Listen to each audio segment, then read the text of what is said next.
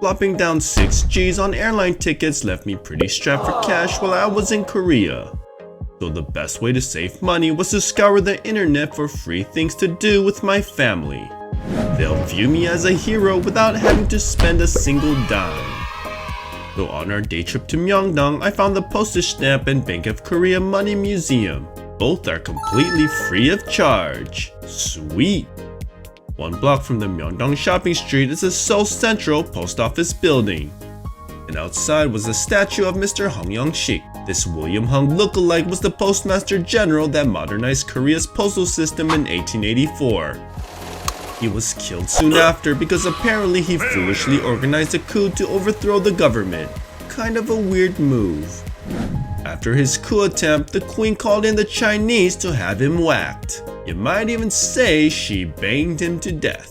She bangs! She bangs! Oh baby, when she moves. I go crazy cause she looks like a fly, but she stings like a bee, like every girl in history. Though Korea's first post office lasted a whopping 3 weeks and was abolished until 1895. Rumor has it that version 2.0 was pretty good. Gone are the days of frequently lost and stolen mail. A new Postmaster General is in town. And if the mail carriers ever try to dip their hands in the cookie jar, they can expect 100 lashings and 3 years in prison.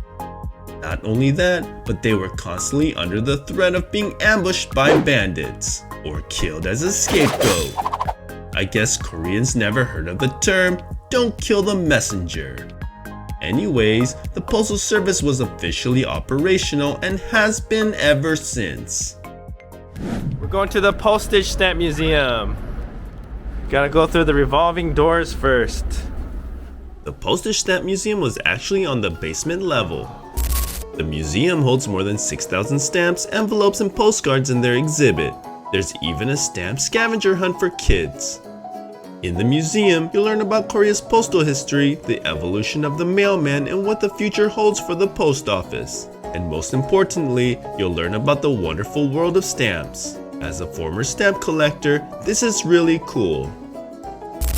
But unfortunately for us, the museum was closed on the day we went, which wasn't a big issue because right across the street is the Bank of Korea Money Museum. Okay, so we hit this intersection where there's absolutely no way to cross the street.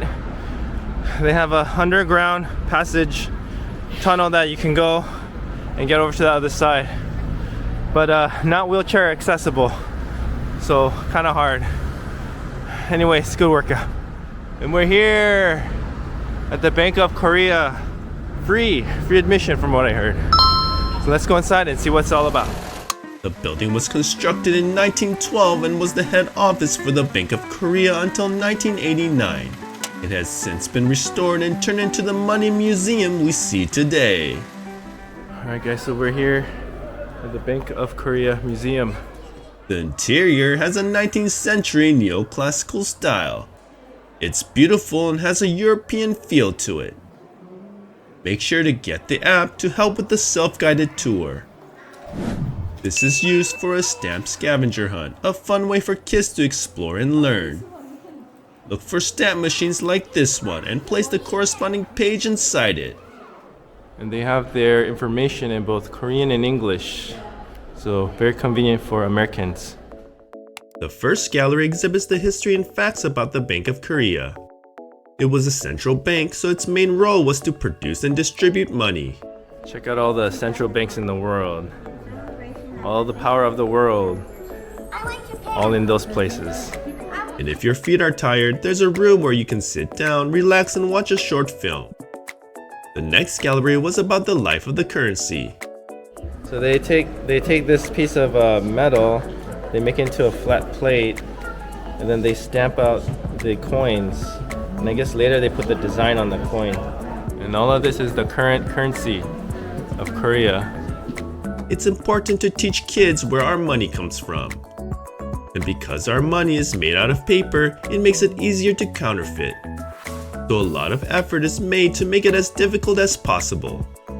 One of the easiest things to look out for is a watermark looking at the bill through the light. For large bills such as the 50,000 won, you have up to 14 different security measures. Sorry to burst your bubble, but you can forget about using one of these. Oh, come on! Looks like your counterfeiting days are over. Got him! So all that shredded money, after it's been used up, it becomes construction material. So in the end of the cycle of $1 or of a won, it becomes this. And make sure to grab your camera for this photo op location. You can finally pretend that you're someone important. Hi Felicia. We love the next gallery because of all the interactive games and activities. This area teaches the basic principles of economics. Who needs to go to college? We're getting our education at the Bank of Korea. Wow. I also like that a lot of these games were in English. I could have easily spent an hour in just this area alone. There's just so much to learn and so little time.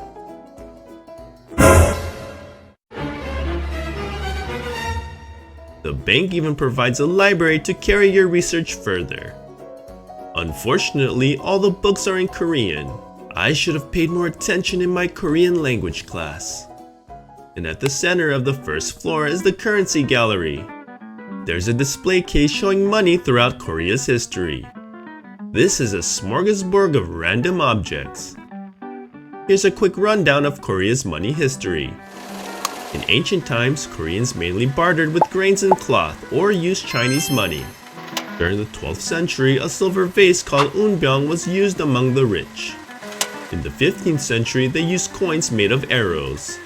Then during the Joseon dynasty, they used these weird coins with holes in them. They called them moons, spelled M-U-N, not M-O-O-N. Then during the 20th century, Korea flip-flopped between a few different currencies. First there was the yang, then the won, then they used the Japanese yen. Is it just me, or is this starting to sound like an early 2000s hip-hop duo? But anyways, after the Japs got kicked out of World War II, they went back to the won. And for some reason, they switched to the yuan. Hola, amigo. But finally, in 1962, they settled on the won, and it's been the currency ever since. Overall, my favorite is the arrow coins. It was ingenious because if war ever broke out, everyone would take their money and fling it at their enemies. This kind of reminds me of how this bozo went out. They also display coins from all over the world. For the most part, money has either been metal or paper. It's also interesting to see their collection of commemorative coins. I think I've seen some of these on eBay. Pretty cool. I'm sure this collection would make any coin collector's mouth drool. Hey look, we found another stamp location. This one was in the outer hallway. Wow, look at that. That's a whole... How people carry like this much money? Okay, upstairs time. Okay, for those of you who have a stroller, the elevator right in the back. Interesting fact, the Money Museum building was the first in Korea to have an elevator. Wait, that's a bathroom. Nope. That's a fancy bathroom. Never mind. And for those who are very thirsty, you can hydrate yourself. I'm gonna get some water.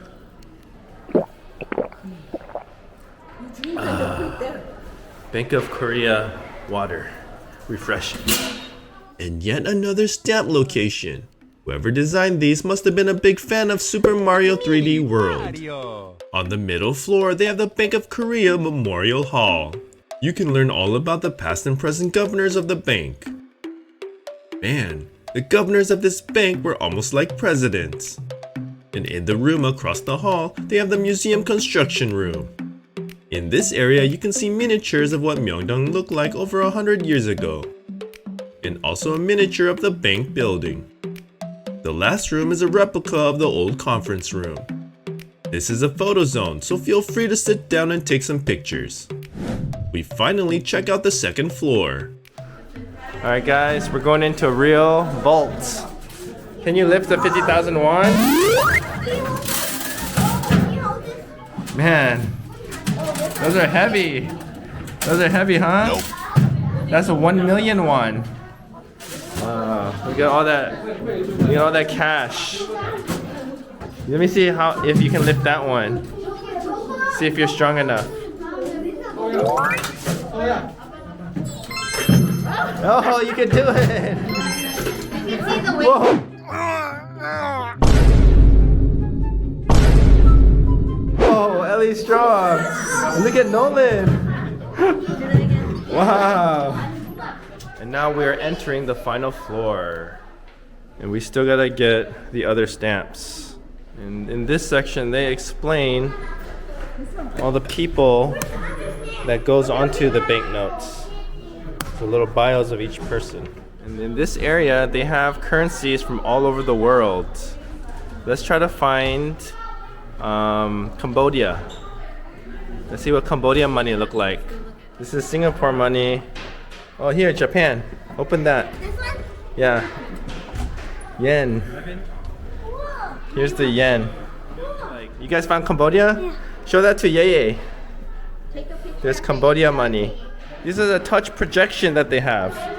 Gives you little facts about the money. Wow, very cool. Cool projection. And then walk in here. This is where the final stamp location is. And it's a kids area. We finished our stamp scavenger hunt.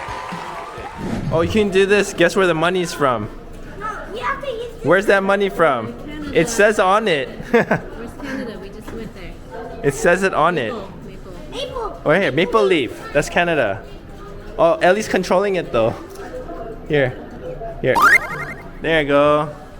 And here you can test if your money is real. Oh, there it goes. Oh, it was real. Real money. Yes. We started testing all our money to make sure we don't have any fakes. Looks like we got the real deal. Awesome. Trying to detect fake bills. You gotta put it into here and see the light. See, you see the light? So that's probably real. You see the stamp? It glows. They were also doing a special promotion on the day that we went. Free Bank of Korea photos. What the heck is going on here? That's not my son.